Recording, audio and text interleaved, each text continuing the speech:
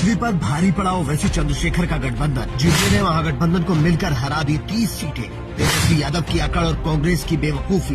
बिहार के नतीजों में जेडीयू का कमाल और बीजेपी का धमाल दिखा तो कांग्रेस ने वोट चोरी का राग अलापना शुरू कर दिया। तेजस्वी यादव खामोश हो गए और उनके प्रवक्ता चुनाव आयोग को गरियाने लगे, लेकिन उनको अपने नेता का अहंकार नहीं दिखा, जिसने एआईएमआईएम को 6 सीटें नहीं दी और चंद्रशेखर आजाद को 2 सीट के लायक भी नहीं समझा।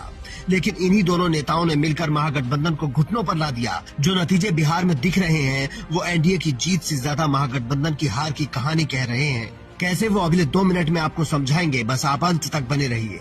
देखिए, सीमांचल में 24 सीटें हैं जहां जेडीए गठबंधन पूरी ताकत से लड़ रहा था। यहां महागठबंधन का सूपड़ा साफ हो गया है। भले ही ओवैसी की पार्टी ने 2-3 सीटें जीती हो, लेकिन बाकी सीटों पर इतने वोट हासिल किए जो महागठबंधन के उम्मीदवारों को हराने के लिए काफी थे। इसी का नतीजा है कि यहाँ 20% सीटें भी महागठबंधन के हाथ नहीं लगी। इसके अलावा चंद्रशेखर आजाद की पार्टी ने जिन सीटों पर चुनाव लड़ा वहाँ भी महागठबंधन को बड़ा नुकसान हुआ। जैसे झाझा में आजाद समाज पार्टी के उम्मीदवार मोहम्मद इरफान को अच्छे वोट मिले और उनके अलावा कुटुम्बा, चेनारी, डेहरी, चैनपुर, राजपुर और औरई में भी आजाद समाज पार्टी ने खासा असर डाला। बात इतनी भर नहीं है, बीएसपी ने भी महागठबंधन के वोट में सेंध लगाई और हार की गाथा में अपनी भूमिका निभाई।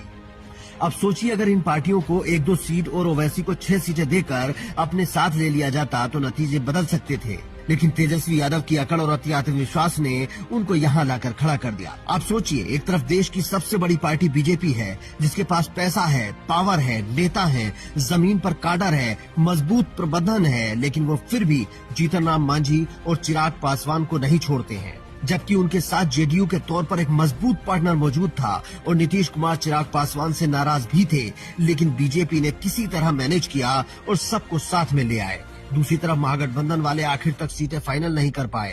कांग्रेस ने अंत तक तेजस्वी यादव को सीएम का चेहरा घोषित नहीं किया। मुकेश सहनी को जैसे तैसे राहुल गांधी ने प्रेस कॉन्फ्रेंस करने से रोका और झारखंड मुक्ति मोर्चा को चुनाव लड़ने से रोका, लेकिन तेजस्वी यादव को ये सब दिखाई नहीं दिया और जीत नीतीश कुमार की हुई। लेकिन सिर्फ इतने से नीतीश कुमार फिर से सीएम बनने नहीं जा रहे हैं। चुनाव से ठीक पहले जो उन्होंने महिलाओं के खाते में 10,000 रूपए डाले, उसका भी इस चुनाव में बड़ा रोल रहा। इस जीत के बाद कांग्रेस का वोट चोरी वाला मुद्दा भी हवा में उड़ सकता है, क्योंकि जनता एक सवाल करेगी कि अगर बीजेपी को वोट चोरी करनी होती तो अपने लिए करती, नीतीश कुमार को फिर से जीवित क्यों करती। इसीलिए सारा समीकरणों का खेल है, जिसमें तेजस्वी यादव बुरी तरह चूक गए। एक बूढ़े नेता ने नौजवान नेता को धोबी पछाड़ दी है तो दर्द जरा ज्यादा होगा। नीतीश कुमार ने जिस तरीके से इस बार नतीजों में पलटी मारी है, वो दिखाता है कि उनको मुस्लिमों का वोट भी बड़े पैमाने पर मिला है, जो पिछली बार उनसे छिटक गया था। अब तेजस्वी यादव और कांग्रेस को